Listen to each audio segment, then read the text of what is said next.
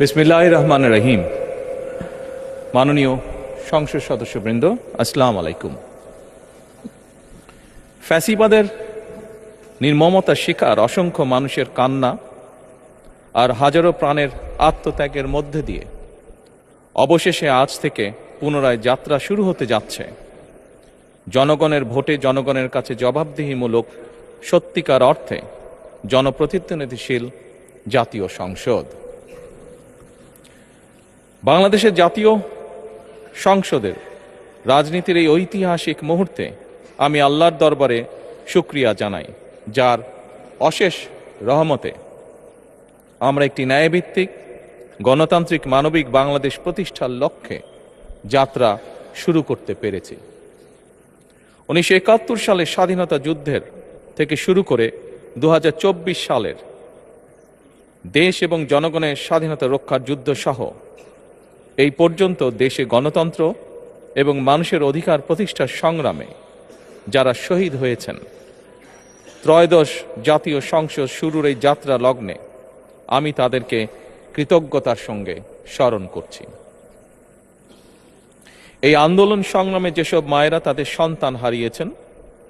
যেসব সন্তানেরা তাদের প্রিয়জন হারিয়েছেন, যেসব পরিবার তাদের সন্তান স্বজন হারিয়েছেন, যেসব আহত মানুষকে তাদের স্বাচ্ছন্দ্যের জীবন হারাতে হয়েছে, যেসব মানুষগুলো নির্যাতন, নিপীড়ন, রাজনৈতিক হয়রানি কিংবা মিথ্যে মামলা শিকার হয়ে সর্বস্ব হারিয়েছেন, আমি তাদের সকলের অবদানকেও কৃতজ্ঞতার সঙ্গে স্মরণ করছি। দেশের ছাত্র জনতা, কৃষক, শ্রমিক, শিক্ষক, কবি, সাহিত্যিক, সাংবাদিক, চিকিৎসক, প্রকৌশলী, আইনজীবী, কামার কুমার, জেলে তাঁতি, গাড়ি চালক, ব্যবসায়ী এবং সরকারি বেসরকারি চাকরিজীবী, গৃহিণী, সারা দেশে গণতান্ত্রিক রাজনৈতিক দলের নেতা কর্মী সমর্থক তথা সর্বস্তরের সকল শ্রেণী পেশার মানুষ যাদেরকে গুম, খুন, হত্যা, নির্যাতন, নিপীড়ন, মিথ্যা হামলা মামলা কিংবা জীবন্ত মানুষের কবরস্থান তুল্য বর্বর বন্দিশালা, আয়নাঘর, কোনো কিছু দিয়েই যাদের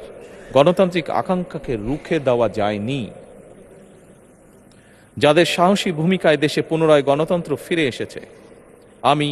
ত্রয়োদশ জাতীয় সংসদের এই যাত্রা লগ্নে দেশের স্বাধীনতা প্রিয় গণতান্ত্রিক আমি বীর ছাত্র জনতাকে জানাই অভিনন্দন।